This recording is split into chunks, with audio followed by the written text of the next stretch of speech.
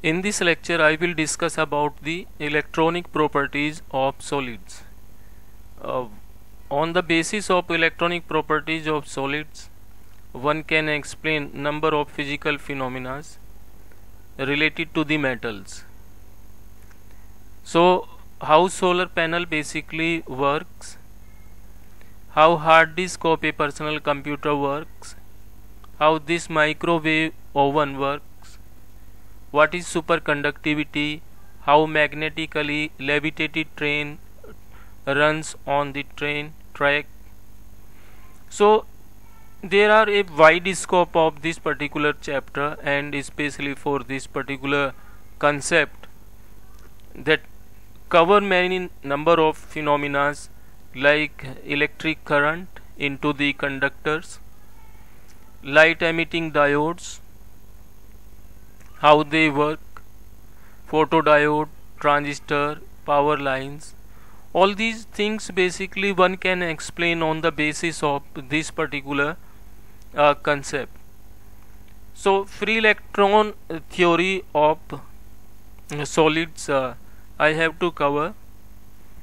That idea basically is associated with this picture where these green color balls indicate to the positive ion of the lattice of that particular metal, and these black dots indicate to the free electrons that is negatively charged, and they can move here and there within the lattice freely, right? So before we go into that particular detail of the chapter, there are some outlines to make this picture more clear, that how one can explain the electronic properties of solid on the basis of free electron theory gases.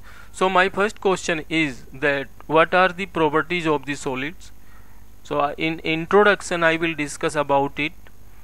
The second question is what is free electron gas concept. Third point is how and why we use particle in a box concept on the electron gas in metals, right? So in this particular topic, the electronic properties of solids, if one have to understand that a basic concept of the quantum mechanics, that is particle in a box or particle in a infinite potential well, that information is must. Now my point is that I have described here at the second stage about the free electron gas, and then after I have implement the approach of a bound system in quantum mechanics on the free electron gas. So how and why we use particle in a box concept on the electron gas in metals, right? At the fourth point, the question is how to find out the eigenvalues and eigenfunctions for the free electrons. So here if I using the approach of particle in a box on the electron gases, then I have to find out the eigenvalues and eigenfunctions for the free electrons, right? These free electrons related to the free electron gas, and that I will discuss is in a systematic way. Number 5, what is the concept of Fermi energy? Number 6, how to find out the number of electrons, velocity and momentum of these electrons correspond to any energy level for the free electrons in a metal. At 7th point, I will discuss that how the free electrons are distributed among the available energy states. So here up to the 7th point, how I am going first of all that define the properties. At second point, the free electron gas in metal, then use a approach of free particle in a box. Then after I have find out the eigenvalues and eigenfunction of those free electrons, then define a Fermi energy level, and then after the energy, velocity and momentum, how many number of the electrons are these up to the Fermi level. So these points I have discussed. At 8th point, I have discussed about the density of energy states. So if one has already find it out that these are the total numbers, so these number of electrons actually distributed into the different energies levels. So how many energy levels are those? That is basically energy density of energy states. So when one analyze the Fermi-Dirac distribution function on the basis of temperature, what results it tells about the probability of electrons in that energy states. One knows that electrons are fermions, and distribution of the electrons in particular energy states can be defined with the help of Fermi-Dirac distribution function. At this particular stage, I have to discuss that on the basis of temperature, at absolute temperature T is equal to 0 and T greater than equal to 0, what happens? How the probability distribution function behaves. That analysis is discussed at the 9th stage, and then at the end how one can find out the average energy of free electrons is discussed. So these are the 10 points of this chapter, which I have discussed in a systematic way. So at the first stage यहाँ पे जो discuss किया है वो discuss ये किया है कि मेरे पास में कोई भी एक करंट कैरिंग कंडक्टर हो सकता है, ये सिंपलेस्ट एग्जांपल है। उस कंडक्टर के अंदर जो इलेक्ट्रॉन्स का फ्लो है, इलेक्ट्रॉन्स का फ्लो के कारण करंट है। तो ये जो इलेक्ट्रॉन्स हैं, ये जो फ्री इलेक्ट्रॉन्स हैं, इनकी नेचर क्या है और ये किसी मेटल की जो प्रॉपर्टीज हैं उसको किस तरह से अफेक्ट करते हैं, उन्हीं पॉइंट उन्हीं अफेक्ट्स को बेसिकली यहाँ पे स्टडी किया हुआ है। तो number 1, the first slide of this particular lecture is related to the free electron theory, electronic properties of solids, right? So in introduction we know that solid are formed by a strong bonding between atoms, may be broadly classified as into two categories, एक metals and second non-metals. Metals are categorized further, conductors and semiconductors. Non-metals means insulator, right? So the focus is only on the metals, and metals are of two types, conductors and semiconductors. And these conductors and semiconductors are formed with the 4 type of bonding between the atoms. Number 1 is covalent bond, number 2 ionic bond, number 3 metallic bond, and number 4 van der Waals type bond is. These bond basically can be explained with some simple picture. Here I have considered, in case of number 1 covalent bond between 2 hydrogen atoms, that basically is shown like this way. In case of H2, these 2 electrons are shared by both the atoms of hydrogen atom. And in case of ionic bond, you know that sodium chloride is the simplest example, where sodium have 1 extra electron and chlorine have some requirement to get the stable configuration. So when sodium basically donate 1 electron to the chlorine, so as a result what happens, sodium here is a donator. So because of that sodium have a positive charge, and chlorine is acceptor, and because he is accepting only 1 electron, and because of that only 1 negative sign. So this indicate Na plus Cl minus to that particular picture. Metallic bond, you can see here that in a particular metal these positive sign indicate to the ions of the metal, and negative sign indicate to the electron cloud in that metal. And there is an electrostatic attraction between these positive ions of the metal and the electron cloud. Because of that, this system is in equilibrium. And number 4, that is related to the van der Waals.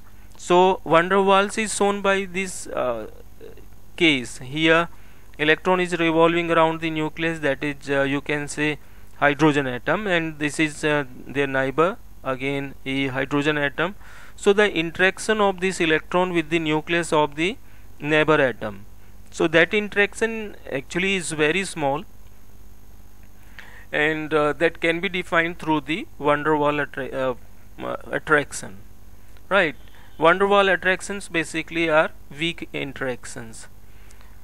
So this is the idea of bonding between the atoms, how many type of the bonds are available between the you can say metals. So now the point is about the properties of the metals or metals in conductor or semiconductor. So it is important that we have to understand the behavior of electrons in metal, because electrons decide the properties of a metal. So the main of this lecture is to understand the role of electrons in deciding the properties of metals. Main properties which we know are: number 1, high electrical conductivity and the thermal conductivity. Now, what are those properties of metals for which Drude and Lorentz have been attempts on the basis of free electron theory? Electronic properties of the solids explained on the basis of free electron theory model that was proposed by the Drude and Lorentz. So here, what basically are those properties of metals,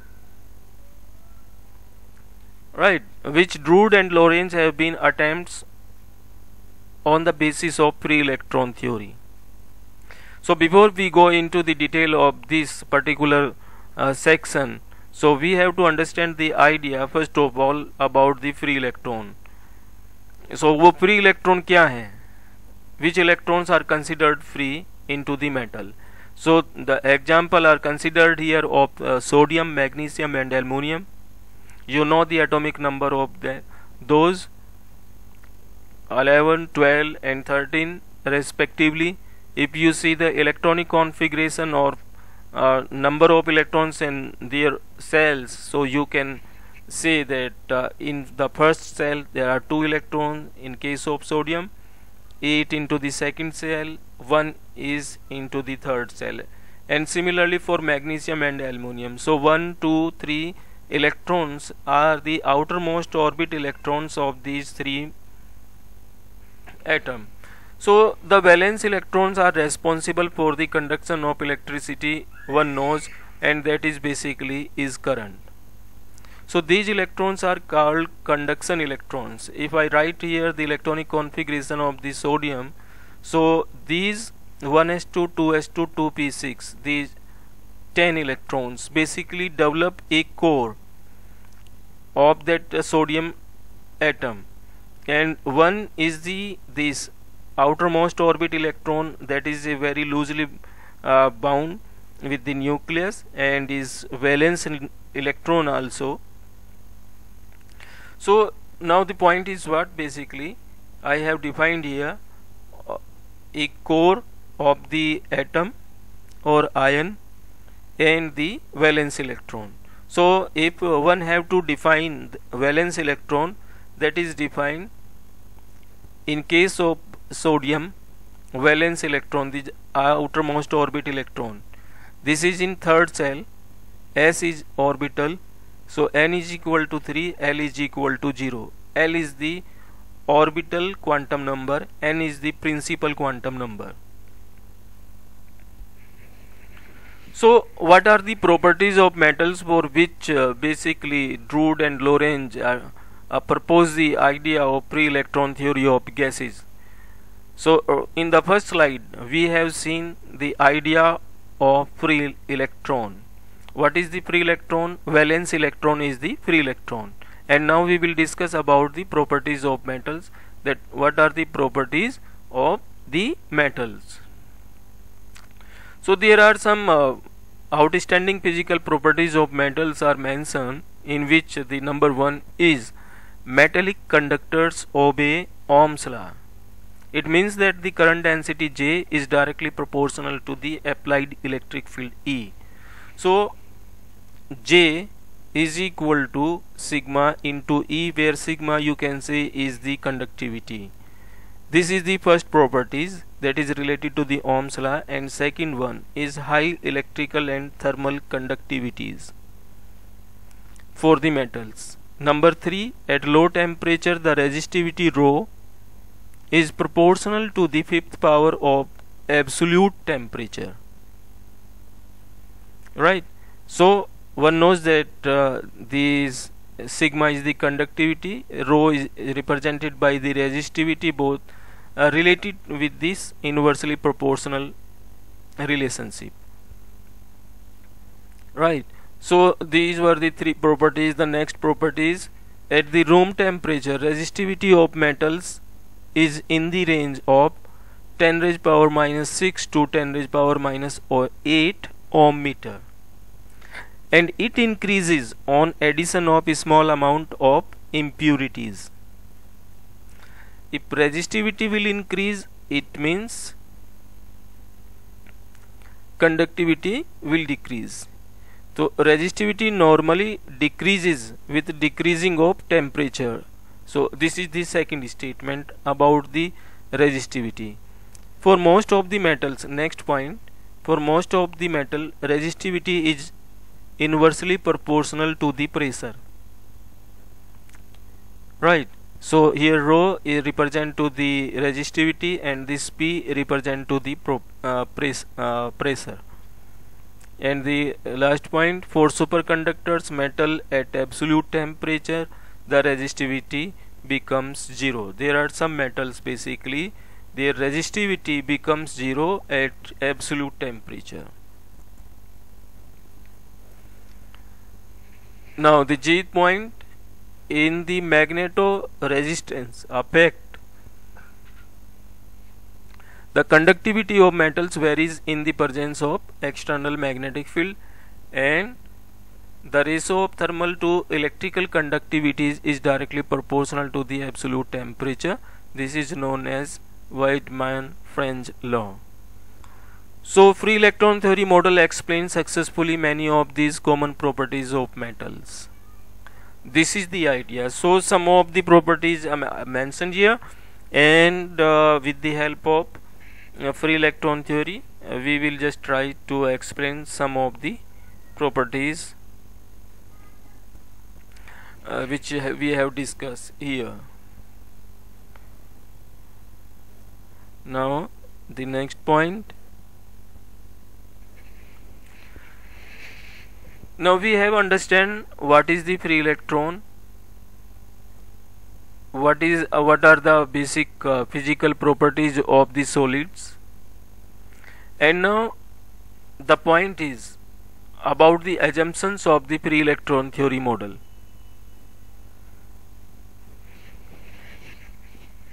So what is basically free electron theory? So we know that in a metal the metal crystal have positive ions whose valence electrons are free to move between the ions. These free electrons, valence electron, are equivalent to the molecules of any gas. So here you can see this is the sodium metal. So by this picture I have just tried to show that lattice. Sodium has a BCC structure and distance between nearest neighbors is 3.7 angstrom. Right, the distance between one atom to the second one, their neighbor, is of 3.7 angstrom. So in this picture the distance between these two atoms is of the order of 3.7 angstrom. If I write the electronic configuration of the sodium atom, that is 1s2, 2s2, 2p6, 3s1, as you have seen earlier.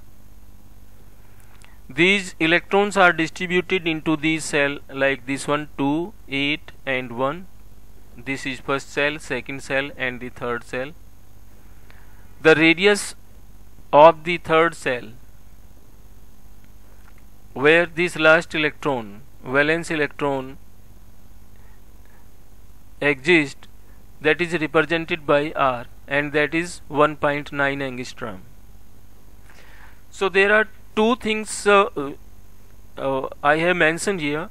One is the interatomic distance between the sodium atom, and second is the radial distance of the valence electron in the atom. Right, that picture may be more clear from this artistic view.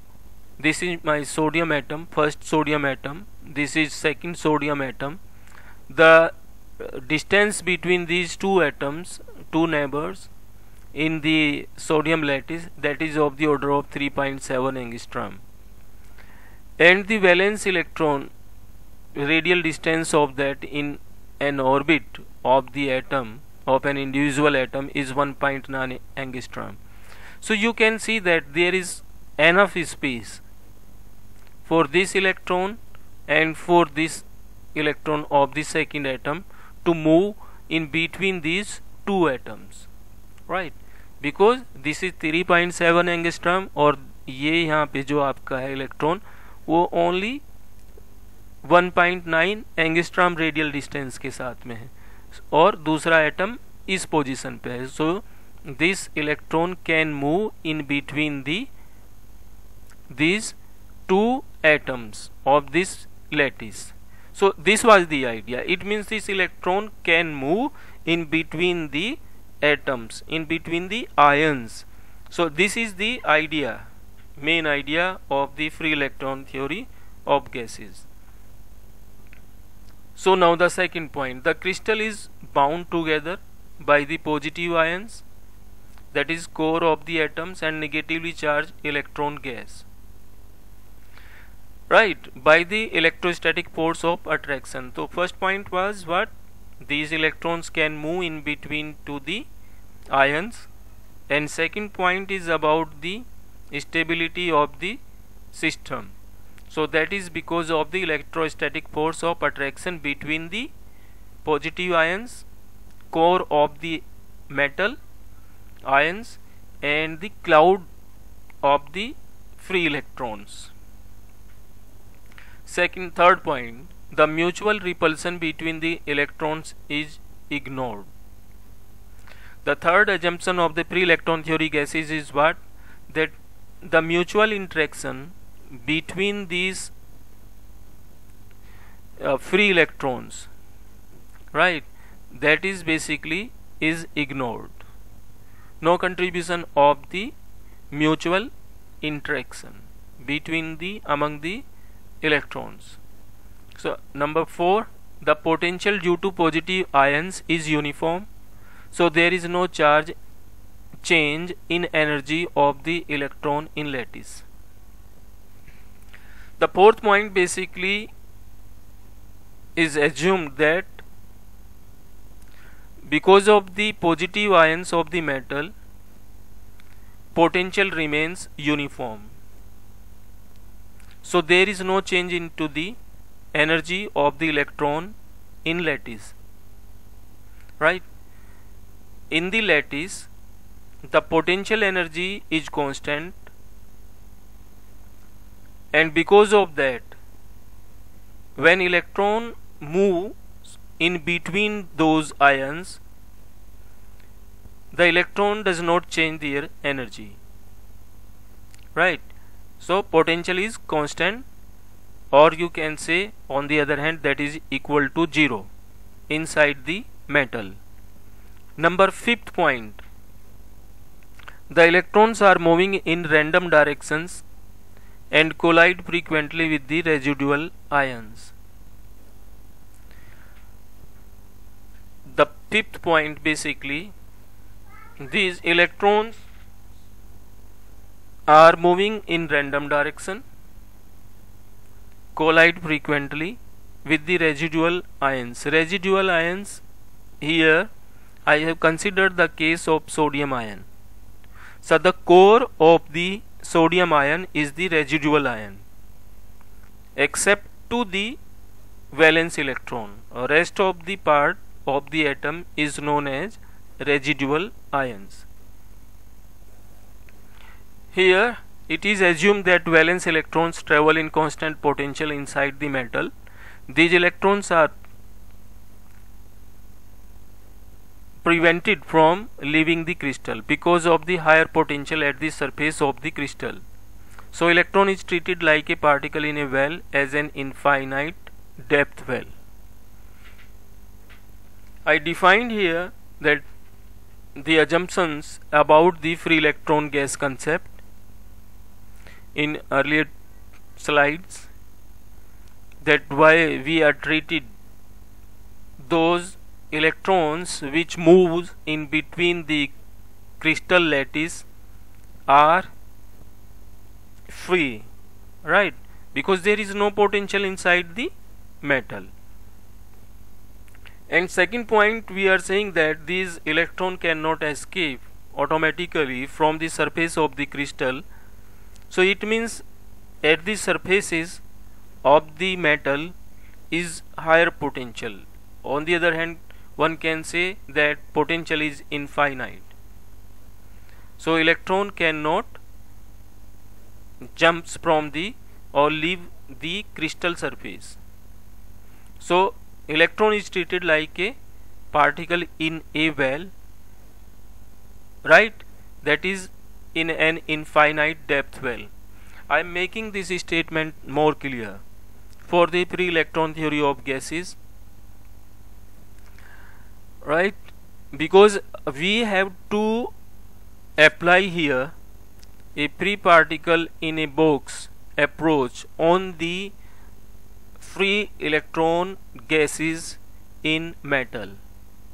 So what are the restrictions, what are the boundary conditions actually for that concept? So here only 2 points we have discussed. Number 1, assumptions for the free electron gas, and second, about the potential inside the metal. So the idea is like this one: a particle is in a box or in infinite potential well, depth well. The dimension is considered here, x is equal to 0 to x is equal to L. Potential is equal to 0 inside and infinite at the boundary. So electron in a one-dimensional potential well.